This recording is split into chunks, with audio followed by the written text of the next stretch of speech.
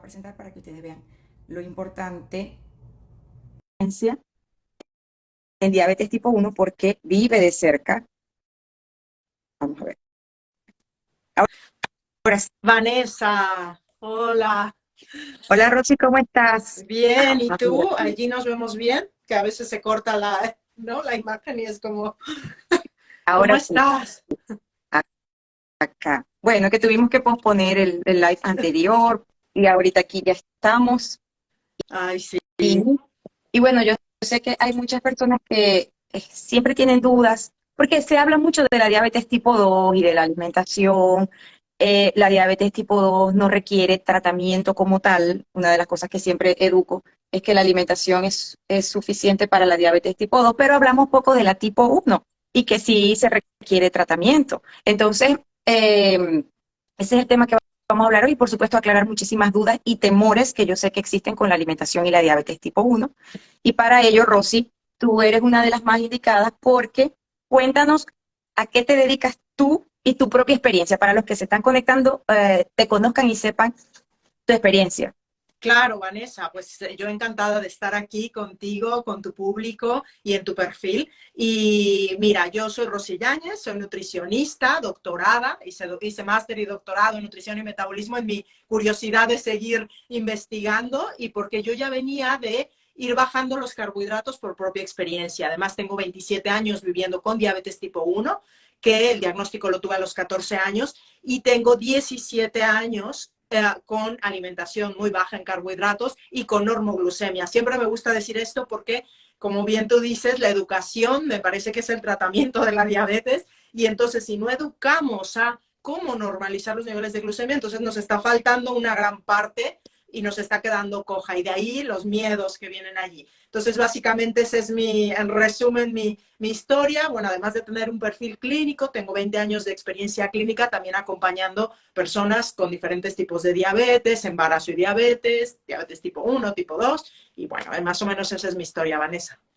Eh, bueno, Rosy, sí, hay muchos, yo creo que mala información y falta de educación con respecto a la diabetes tipo 1, porque al paciente realmente se le dedica muy poco tiempo a la educación de la alimentación. Simplemente cuando se da el diagnóstico, tienes diabetes tipo 1, bueno, te tienes que inyectar insulina, puedes comer lo que tú quieras, calcula los gramos de carbohidratos que te vas a comer y acorde a eso, cuántas unidades de insulina te vas a inyectar y con cuánto te tienes que corregir y ya, y se acabó, ¿no? Entonces empezamos a ver que los pacientes con diabetes tipo 1, que si bien no son resistentes a la insulina, por estas inyecciones continuas y de dosis que van subiendo cada vez más, se van volviendo resistentes a la insulina y vemos que entonces nunca se controlan como deberíamos.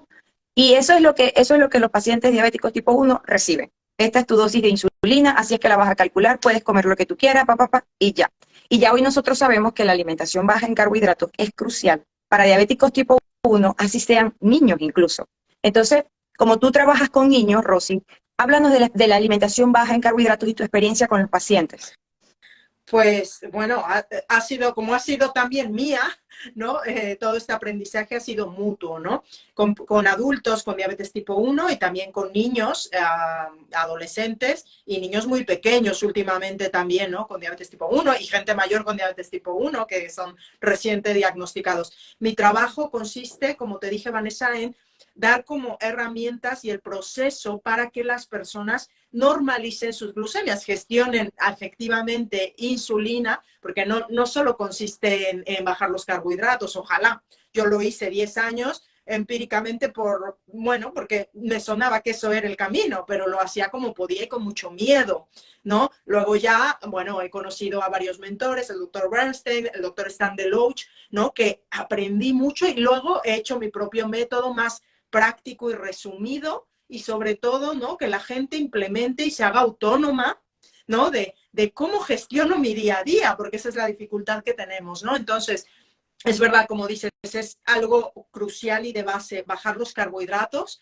pero luego tienes que encajarlo, ¿no? Con tu hambre, saciedad. Vemos, no sé, Vanessa, tú supongo que me confirmarás esto, vemos que las personas con diabetes tipo 1 tenemos una pérdida de las hormonas de hambre, saciedad, precisamente porque como nos dan la información de empieza a contar carbohidratos y tú dices, ¿y si no comía muchos? ¿Y si no comía ultraprocesados? ¿Qué me estás diciendo? que empieza, yo me recuerdo cuando era adolescente, que llegué con una nutricionista y me dio ahí 20 raciones y digo, ¿cómo me voy a meter esto?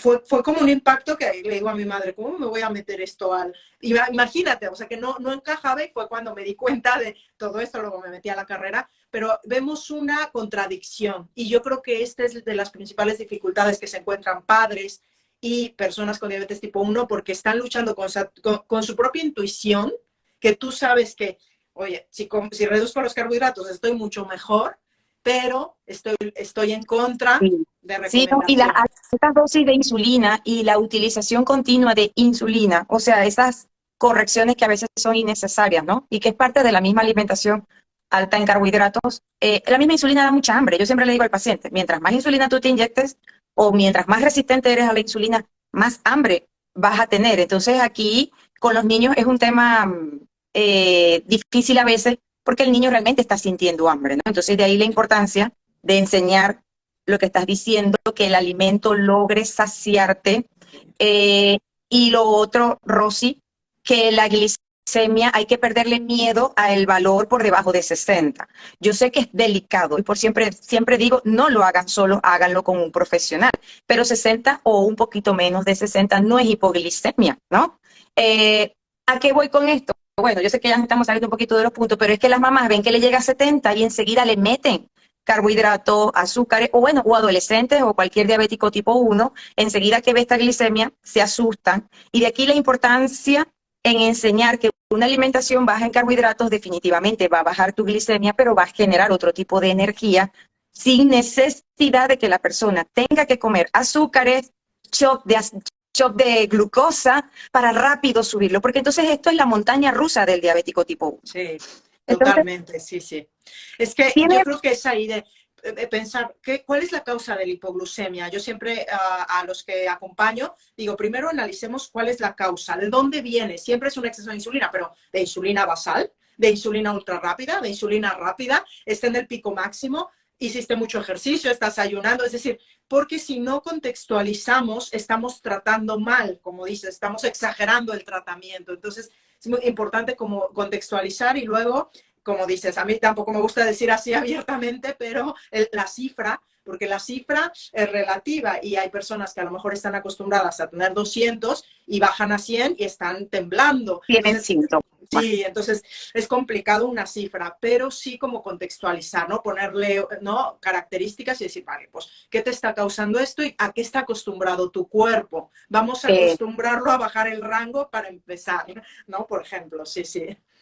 Exacto, sí, hablar de la glicemia como mínimo siempre es bueno si hay síntomas autonómicos que lo están acompañando, porque hay personas que ya están adaptadas y no tienen síntomas. Entonces, por eso es importante que las personas, se los vamos a decir abiertamente, deben buscar ayuda correcta para el manejo de la diabetes tipo 1. Y aquí, por ejemplo, tienen a Rosy, niños, adolescentes, jóvenes. ¿Por qué? Porque no se debe hacer solo el proceso, porque hay que ir, eso que Rosy está diciendo, ir evaluando si hubo una bajada de glucosa, evaluar todo. O si hubo un pico hacia arriba, evaluar qué lo produjo para que se pueda ir adaptando el cuerpo al cambio y ya después puedan vivir normales. Normales me refiero a sin la montaña rusa de subidas y bajadas, subidas y bajadas. Porque eso es otra cosa, una bajada brusca por una dosis elevada de insulina va a provocar, después de una hipoglicemia, viene una hiperglicemia. O sea, esperen la hiperglicemia porque va a venir después de una hipoglicemia, ¿no? Entonces, eso es un tema que es bien complejo y que necesita que la persona, las mamás, sean guiadas poco a poco de cuáles son los cambios a esperar, de qué podemos hacer en caso de una subida o una bajada, y los miedos, ¿no? Los miedos, porque, Rosy, todo niño, adolescente, adulto, cualquiera que debuta con diabetes tipo 1, lamentándolo mucho, no tiene un aviso previo, casi ninguno tiene un aviso previo. Y el debut o la aparición casi siempre es en una emergencia. Terminaron en una emergencia, con la palabra cetoacidosis diabética, ¿ya? Entonces, esto es lo que ha ido generando dudas a la hora de la alimentación. Muchos médicos le dicen a los padres, a los pacientes, que deben comer carbohidratos para evitar hacer una cetoacidosis. Entonces, aquí es donde yo quiero que tú nos hables a nosotros de los riesgos de diabetes tipo 1 al llevar una alimentación baja en carbohidratos. Sí, claro, Vanessa, esto qué bueno esto, porque yo creo que es de las principales dudas y miedos que te inculcan y por ese debut o ese desequilibrio que tuviste en el diagnóstico, que no se tiene por qué repetir, pero si entendemos qué lo causa, entonces lo vas a prevenir y evitar, ¿no? Entonces, cetoacidosis es un desequilibrio característico de la diabetes tipo 1 en específico, donde generas muchas cetonas, pero con un contexto de hiperglucemia y baja insulina, es decir, no tienes insulina suficiente, por lo tanto estás generando muchas cetonas y además tienes un contexto de hiperglucemia. Esto es la cetoacidosis, que se va a desequilibrar hasta la muerte, por supuesto. Entonces, ¿es peligroso? Claro que sí, pero hay que diferenciarlo porque lo negativo es que la cetosis nutricional solo empieza con la misma palabra, pero no tiene que ver. No tiene Una cetosis, que ver, exacto. no, una cetosis nutricional no te va a llevar a cetoacidosis. ¿Por qué? Porque una cetosis nutricional es un contexto de normoglucemia y de insulina baja o suficiente para estar bien. Entonces, los que estamos en cetosis nutricional, que yo puedo estar perfectamente produciendo cetonas muchas horas en el día o casi siempre y nunca he estado en cetoacidosis, no me va a llevar a cetoacidosis, al menos que me deje de poner insulina totalmente y empiece a subir mi glucemia. Si no sube mi glucemia, no voy a tener cetoacidosis. Es decir, ya olvidaros, ¿no? Si no tengo hiperglucemia, y a veces me dicen, ¿pero cuánto es hiperglucemia? Bueno, depende, porque hay niños pequeños que a lo mejor, ¿no? 150 mantenido, ¿no? Un nivel de 150 mantenido, pues ya es mucho riesgo de cetoacidosis, no solo 200 o 250. Entonces, sobre todo, no mantener la hiperglucemia, es lo que hay que tratar. Esto es como lo más peligroso que hay que tratar y hay que tratar efectivamente, que eso es lo complicado, porque si no estamos en montaña rusa constante. Entonces, el miedo este de cetoacidosis es por hiperglucemia. Otra vez repito, lo que hay que tratar es la hiperglucemia. Cetosis, nutrición. Que esto es lo que decías, que lo recomiendan comer carbohidratos. Yo en esto difiero mucho, porque, es decir, si tú estás en cetoacidosis, lo que hay que tratar es la hiperglucemia y bajo el riesgo de cetoacidosis, porque sin hiperglucemia, sin niveles altos de glucosa en sangre, no hay cetoacidosis. Ya tengo suficiente insulina, ya estoy cambiando la vía metabólica. Entonces, esto es muy importante. Es que fíjate que, por ejemplo, cuando a mí me tocó trabajar en las emergencias, pero la parte de cuidados intermedios a intensivo, es donde se tratan los pacientes con cetoacidosis, ¿no? Diabética. Entonces, algo que tú dijiste muy importante, la insulina. La insulina es el tratamiento para los pacientes diabéticos tipo 1 o tipo LADA porque hay una enfermedad inmunológica que produjo una lesión y un daño sobre las células que tienen que liberar insulina. Entonces, no liberan insulina o liberan muy poco para como venían comiendo, era muy poquito lo que ya el cuerpo estaba produciendo. Entonces, cuando uno conoce la historia de la diabetes tipo 1 anteriormente, el diabético tipo 1 se moría. Y luego se dieron cuenta que bajando el consumo de los carbohidratos y llevando al paciente a una cetosis nutricional, el paciente podía durar meses de vida porque estaba en cetosis, o sea, porque el cuerpo cetónico le daba la energía que no podía obtener de la glucosa porque no tiene insulina. Y así se mantuvieron muchos niños con vida hasta que gracias a Dios se creó el antídoto, vamos a decir el antídoto, pero no es un antídoto, se crea el tratamiento, se crea la insulina. Entonces cuando se crea la insulina y empiezan a colocar la insulina, o sea que lo que Rosy dijo es importante, es evitar la hiperglicemia, pero mantener el tratamiento de su insulina, porque cuando a mí me llegaban adolescentes jóvenes de 20, 21, 22 en cetoacidosis, era porque se la habían dejado de colocar, se habían ido de fiesta, estaban tomando alcohol hasta la deshidratación. Entonces, los factores como deshidratación, hiperglicemia y la falta de colocación de su insulina condicionan la aparición de la cetoacidosis o infecciones o enfermedades graves que lo condicionen. Pero de resto, una alimentación baja en carbohidratos que condiciona la cetosis no es sinónimo de cetoacidosis, tampoco va a matar al paciente porque más bien el cuerpo cetónico es la energía que obtiene un diabético para no obtener todo de la glucosa. Totalmente, Pues, es decir, yo que también que tenemos derecho. es medio enredado. Sí, no, pero totalmente lo que has dicho, porque lamentablemente con el descubrimiento de la insulina, entonces se fue de un lado a otro, se fue de la restricción de carbohidratos a comer lo que quieras, es más, ultraprocesados y muchos carbohidratos. ¿no? Lamentablemente, y entonces esto que vemos, que seguimos muriendo de complicaciones diabéticas por hiperglucemia. Por lo tanto, el objetivo es gestionar suficiente insulina que funcione óptimamente, ¿no? Esto es el objetivo de nosotros. Y como va cambiando el cuerpo, pues no es lo mismo yo de adolescente a cuando me quedé embarazada, ahora, ¿no? Entonces, bueno, ese es el objetivo, el reto, que lo hacemos manual, ¿no? En caso de Vanessa, lo hacen automático su cuerpo, pues nosotros lo hacemos manual. Pues esa es la gestión a la que nos dedicamos. Y como dices, yo creo que avanzas mucho mejor y más rápido y de forma acompañada, ¿no?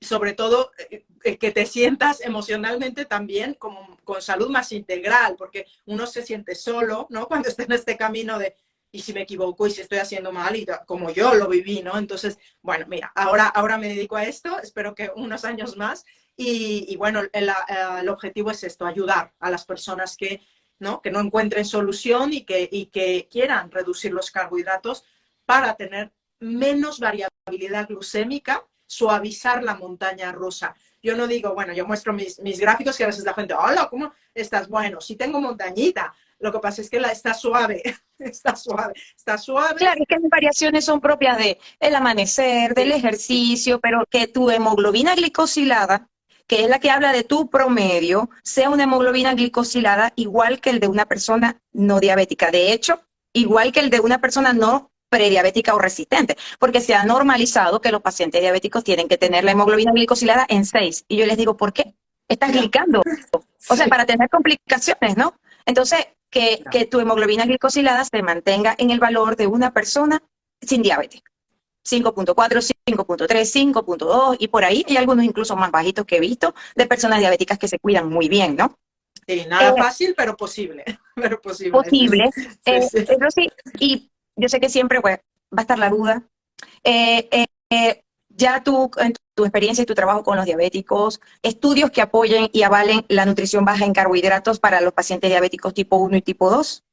Bueno, hay algunos no tantos como en diabetes tipo 2, evidentemente. Hay uno muy bueno de Pediatrics que bueno, fue en muchos pacientes bueno, yo dejo el enlace si quieres, pero es muy interesante porque este fue de la comunidad Let Me Be 83, ¿no? De esta comunidad de personas que siguen la normoglucemia y fueron, bueno, bastantes pacientes, 1900 pacientes, y que, bueno, encontraron que reducen la hemoglobina glicada, que tienen menos hipoglucemia severa, cosa que a veces se atribuye la alimentación baja en carbohidratos. Voy a estar con más hipoglucemias, con más... Depende, ¿no? Es que si no haces la gestión efectiva de insulina, pues a lo mejor sí, ¿no? Es que hay muchas características que hay que tratar. Pero hay estudios que avalan menos que en diabetes tipo 2, pero hay unos 10, hay una revisión sistemática, bueno, hay algunos. Sí. En diabetes tipo 2 hay demasiado, por Sí. lo que ya uno dice a estas alturas, no puede ser que las personas todavía, o sobre todo en el área de salud, sigan diciéndole al diabético que debe comer de todo, cuando ya hay demasiado estudio para el diabético tipo 2, cómo se benefician de la alimentación baja en carbohidratos y cómo incluso algunos revierten al punto de no necesitar ningún medicamento. Y yo parto de ese punto, o sea, yo parto de ese punto. Y yo pienso, Rosy, que como esto no tiene mucho tiempo implementándose así como lo estamos haciendo nosotras a través de las redes, la educación, pienso que vamos a hacer nosotros, Rosy, bueno, por allá está en España también Miguel, que también vive con diabetes tipo 1 y trabajamos la alimentación. Pienso que vamos a hacer entonces nosotros, esta generación, la que va a dejar muchas cosas escritas y vividas con sus propios pacientes para el futuro, porque en realidad con diabetes tipo 1 no hace mucho tiempo no se viene trabajando la alimentación baja en carbohidratos. Eran unos pacientes como abandonados, pues. O sea, ya, te dio diabetes tipo 1, te inyectas, te vas a comer y listo. Y ahora es que estamos nosotros viviendo nuestra propia experiencia. O sea que estamos escribiendo una historia a futuro. O sea que en 20 años van a decir, sí, lo que Rosy enseñaba y ayudaba, Sí. lo que la doctora Vanessa enseñaba, porque en realidad no hay mucho sobre esto.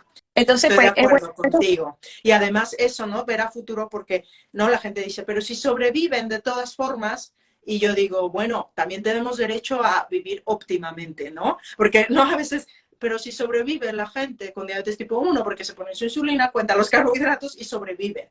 Ya, pero tenemos derecho a vivir bien. Y esto es una pequeña, gran diferencia. Y además tratar la autoinmunidad, o sea, hacer más cosas para vivir óptimamente en tu salud, que tu sistema inmune esté ahí controladito, porque al ser, bueno, la mayoría de la diabetes tipo 1, una condición autoinmune, también hay que mirar desde esta mirada integrativa la microbiota y la autoinmunidad, hay que Sí, controlarla, ¿no? sí. La diabetes tipo uno es una diabetes igual que el ADA, pero bueno, el ADA porque es autoinmune del adulto, ¿no? Pero al final es un mismo tipo de diabetes de origen inmunológico y que cualquier enfermedad de origen inmunológico puede estar acompañada de otra enfermedad autoinmune. Aunque yo siempre les enseño que nuestro sistema inmunológico es uno solo y depende qué parte del cuerpo esté afectando, va a manifestarse, ¿no? Entonces es muy frecuente que en diabéticos tipo uno tengamos también enfermedades de la tiroides, esos casos me han llegado mucho, de Hashimoto con diabetes tipo uno, Sí. diabetes tipo uno con enfermedades autoinmunes de estómago,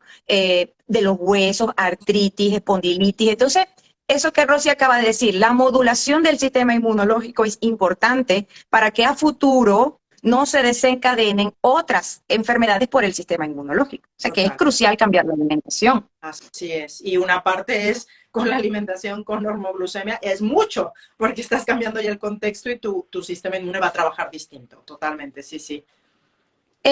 A los padres que tienen dudas, Rosy, porque bueno, niños rodeados de otros niños que comen de todo, porque ya hoy sabemos que nuestros niños están rodeados de niños que comen de todo, ¿no? Entonces, siempre está la duda, ¿de dónde vas a obtener la energía? ¿De dónde va a obtener la glucosa? ¿De dónde, o sea, qué carbohidrato va a comer? Si ve a otros niños comiendo, o sea, estas dudas, ¿qué le dirías, Rosy, a los padres de niños diabéticos con respecto a esto? Ya, no, no es fácil y a la vez es muy fácil. ¿Por qué? Porque ¿qué le voy a limitar yo a mi hijo con hiperglucemia o con mala gestión de su diabetes? Lo voy a limitar yo a largo plazo a crecimiento óptimo, a desarrollo intelectual óptimo. Lo voy a limitar a que ¿no? a que se desarrolle socialmente.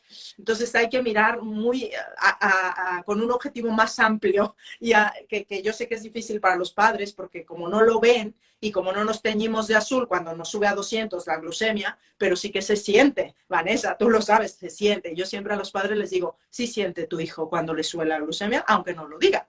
Lo está sintiendo, se le está secando la boca, se está poniendo enfadado y no se lo merece. Entonces hay que suavizar, hay que tener el objetivo de normalizar porque mínimamente es su derecho también, ¿no? De tener, no por tener diabetes ya tiene la cruz de optar por niveles de 6, 7 de glicada, ¿no? Hay que apretar un poquito más. Entonces yo diría eso, que tener un objetivo más amplio de, bueno, ¿qué le estoy dando de salud a mi hijo? Ya sé que es un esfuerzo ahora, ¿no? Porque por lo social, por tal, pero bueno, yo los padres que acompaño realmente, la mayoría tienen esa mirada más amplia, entonces, bueno, se llevan preparados alimentos, ven más allá.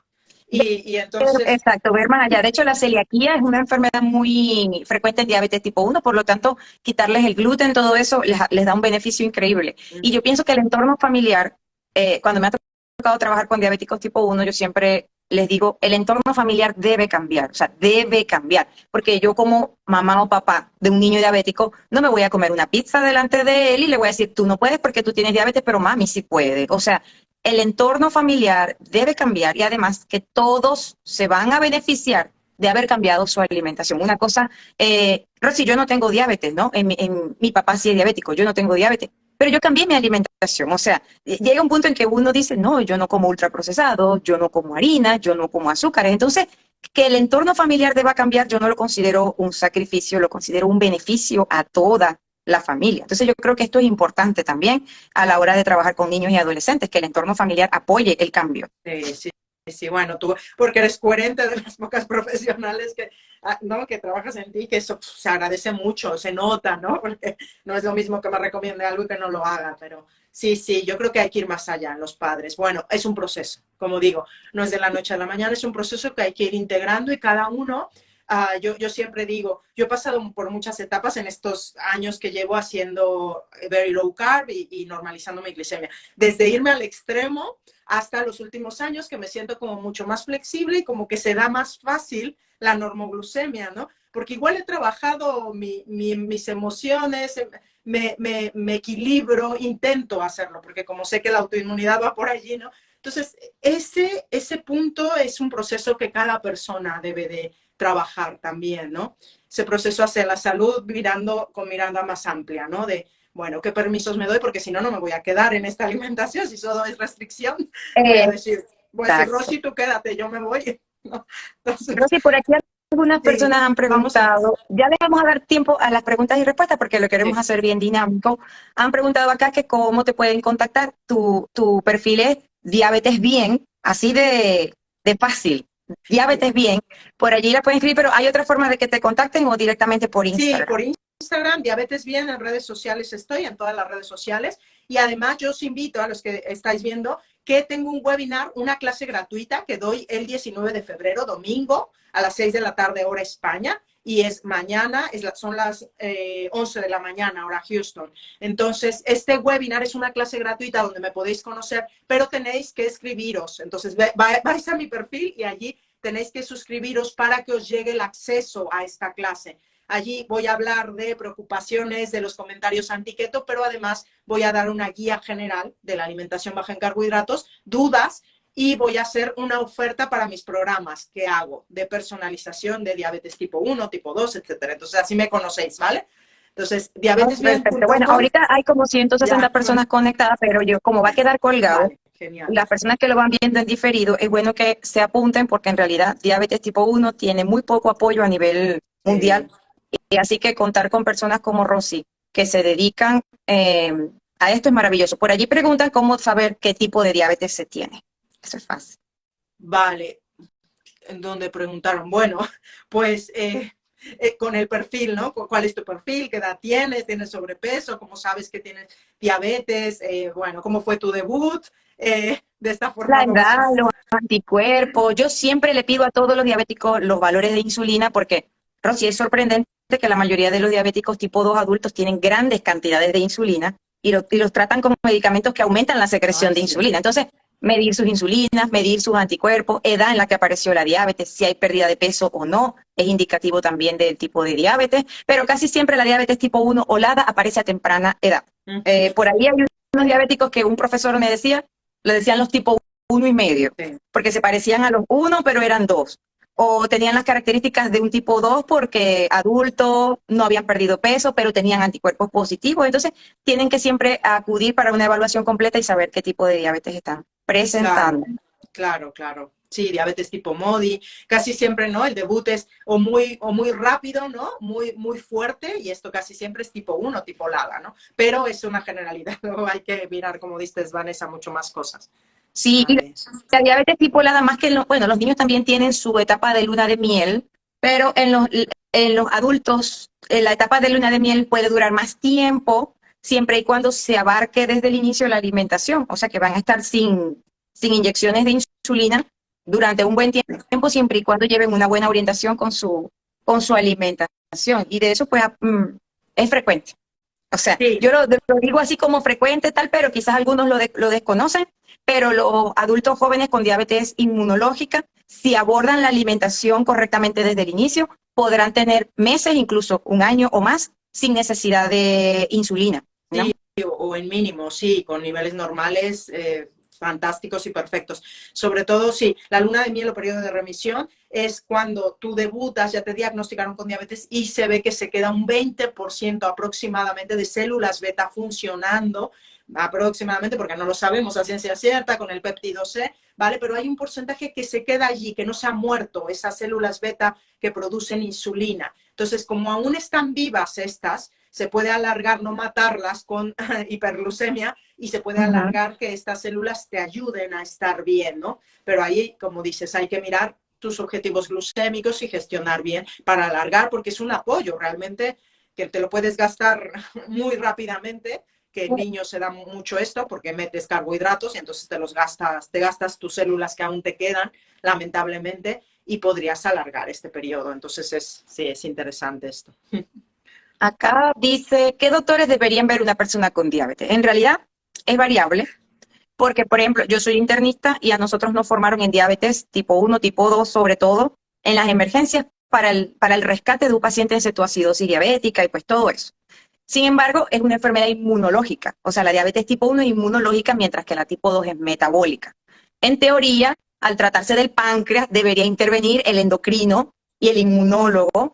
Lo que pasa es que no hay un enfoque a nivel mundial, o sea, en España, en Estados Unidos, en la mayoría de los países, no hay un enfoque de estas especialidades sobre la nutrición en los pacientes diabéticos, ¿no? Entonces, la alimentación de un paciente diabético tipo 1 o tipo 2 debe ser llevada por un nutricionista o por algún médico funcional que se haya preparado y actualizado en lo que es la alimentación baja en carbohidratos y que esté actualizado en lo que es la cetosis nutricional. Porque si no, se van a conseguir con un endocrino que le va a decir, estás loco por estar haciendo una alimentación baja en carbohidratos, estás loco, te vas a morir, estás loco, eso te va a matar. Entonces, ese tipo de respuesta no es la que queremos para el paciente. Entonces, deben buscar la asesoría correcta, porque me ha pasado, Rosy, no sé si tú has tenido pacientes que cuando los va a ver el endocrino o alguien por allá que le van a hacer su control, les dan un sermón terrible por estar llevando una alimentación baja en carbohidratos. Todos, prácticamente todos los que llevo. Por eso el título de mi webinar es una... Y es un estrés para cada paciente, porque es como, yo sé que estoy haciendo lo adecuado, estoy súper contento, me siento como nunca, y voy a que me bajen la autoestima. O sea, voy sí, a... regaño, incluso le dicen ya, si tú vas a seguir haciendo eso, no te vienes a ver más acá. Y el paciente va porque necesita hacerse sus controles de laboratorio, los controles que le corresponden, la indicación de su insulina, que tiene que ser con la receta del médico que él lo está viendo. Entonces, por eso cuando me preguntan, yo siempre les digo, si vas a buscar una asesoría en alimentación para el control de la diabetes, busca a alguien que esté actualizado en los temas de alimentación de diabéticos, en la alimentación baja en carbohidratos, en la cetosis nutricional, porque si te buscas a alguien que no esté actualizado, incluso pasa en el personal de salud, confunden la cetoacidosis con cetosis nutricional, ¿ya? Cuando uno tiene cetonas en orina simplemente por tener 12 horas de ayuno, no como desde anoche y en la mañana tengo cetonas, y eso no significa que me va a dar una cetoacidosis diabética. Entonces, sí, hay que buscarse... sí, yo estoy de acuerdo contigo. Sobre todo buscar un profesional, bueno, alguien que sepa mucho de educación en diabetes, pero que sea coherente con lo que tú estés buscando como paciente. Esto sería como ¿no? Que alguien que te dé confianza, ¿no? Al final que te dé confianza y que sea coherente con lo que tú busques, porque, y como dices, que esté actualizado, porque si no es un lío y pierdes el tiempo, pierdes salud. Entonces, bueno. Y las mamás se sienten mal, o sea, esas son cosas que ya uno ha vivido por experiencia de los pacientes. Entonces, acá dice, fui al endocrino y lo que me hace es mandar un esquema para la insulina. Nunca me mandó a hacer exámenes, fui al internista y estaba en luna de miel. Y dice que debo inyectarme más insulina. Pues bueno, no.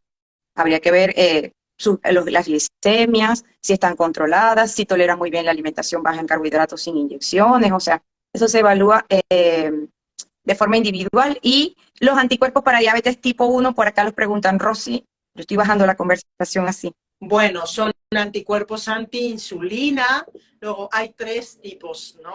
A ver, no me lo sé de memoria, mira. Está el anti-GAD, el anti-insulina, sí, el anti-islotes. Anti-islotes, sí, anti-insulina y ácido glutámico, sí.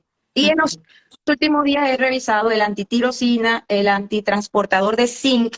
No se vayan a dar muy mala vida, hay 3 muy básicos. Y estos son otros que se piden de una forma más detallada cuando se tiene dudas con el diagnóstico, ¿no? Claro. Pero, ok, vamos a ver acá, ¿no?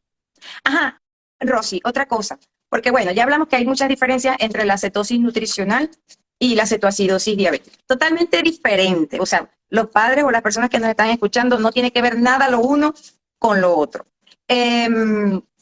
Por ejemplo, Rosy, ¿te ha tocado la experiencia de lo que conocemos como el efecto Somogy o la hiperglicemia que se produce posterior a una hipoglicemia? O sea, se inyectaron una alta dosis de insulina, hicieron una hipoglicemia y luego están en hiperglicemia. O sea, esos casos de pacientes que tienen hiperglicemias por la misma dosis de insulina, ¿te ha pasado con frecuencia? No, Lo he de hecho, tengo un artículo en mi blog que hablo de Somoyi porque no, es un sobretratamiento de hipoglucemia. El doctor Somoyi lo evaluó, luego ya no se confirmó con el tiempo porque decía que era un rebote, ¿no? Que podría ser que tú produces mucho glucagón, podría ser, pero una vez a lo mejor, y eso a lo mejor con ejercicio de fuerza será, pero no es algo constante esto, ¿no? El No es efecto, constante no. y lo ideal no sería Es, corregir con más dosis de exacto, es insulina. el sobretratamiento de la hipoglucemia que se da, que no es adecuado para llevar a un nivel normal, sino se da demasiado y entonces se lleva a hiperglucemia, ¿no? A niveles altos de glucemia.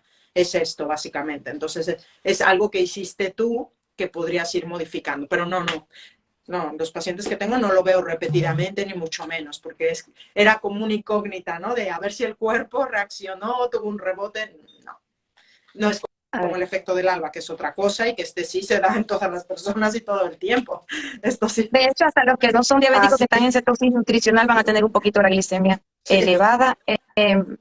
Vamos a ver si veo otra pregunta acá, porque hay algunas que quedaron arriba y no quiero que vayan a quedar sin contestar. Sin embargo, Rosy, yo te tengo una pregunta, que no está ahí escrita, pero te la tengo.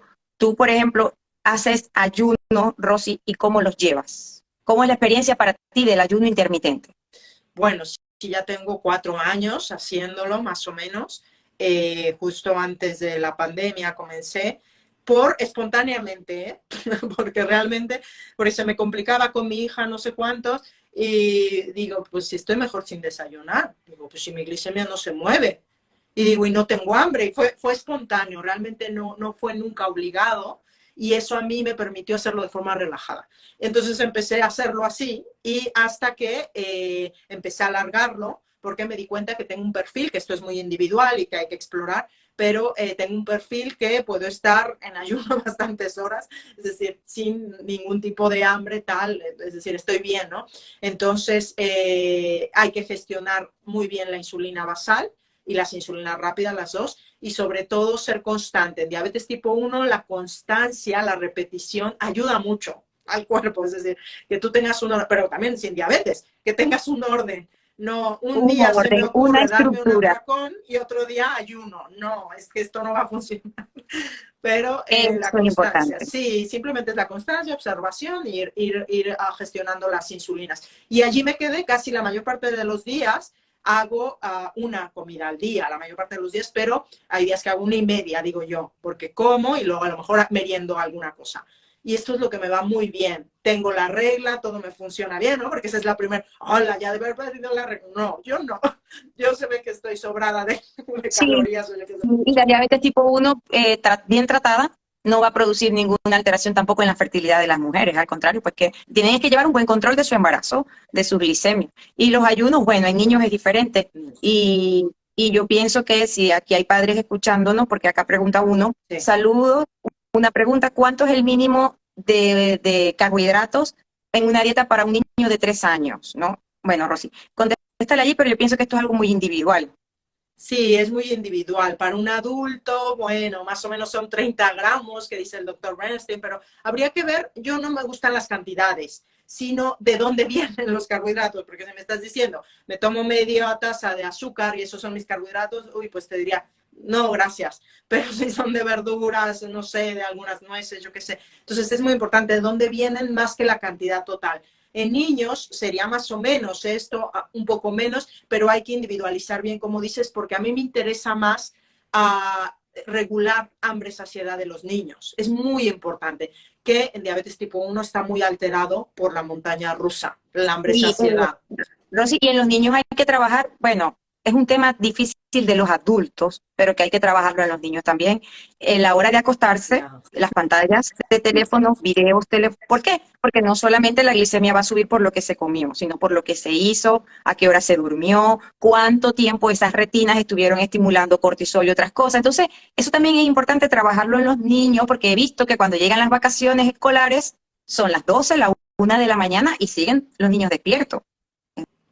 Entonces, Muy esto es un importante esto, sí, sí, sí, es que no solamente es lo que comemos, sino muchos otros factores, entonces hay que irlo trabajando un poco todo, ¿no? Sin agobio, pero sí saber que no solo es la comida y los gramos que cuentas con obsesión, que yo estuve 10 años contando con báscula en mano y me provocó trastorno alimentario fuerte, pero yo decía, bueno, no me cuadra y no me encaja y no tengo normalidad, que es horrible, y ahora no cuento, no cuento nada, es decir, Si casi... uno se ha vuelto su propio, a veces uno experimenta, no porque queremos enseñar. Entonces, para poder enseñar, no tenemos conejillos de India, sino que vamos experimentando con nosotros mismos cambios, horarios, actividades, mediciones, y bueno, y así es que uno va brindando también más información. Por aquí escriben y dicen, mi hija fue paciente de Rosy con 2 años y medio y fue lo mejor que pudimos hacer. Por acá te escribe Urinutrición. Es Gracias. importante y quiero que eso quede, que se recalque en el live, padres que tengan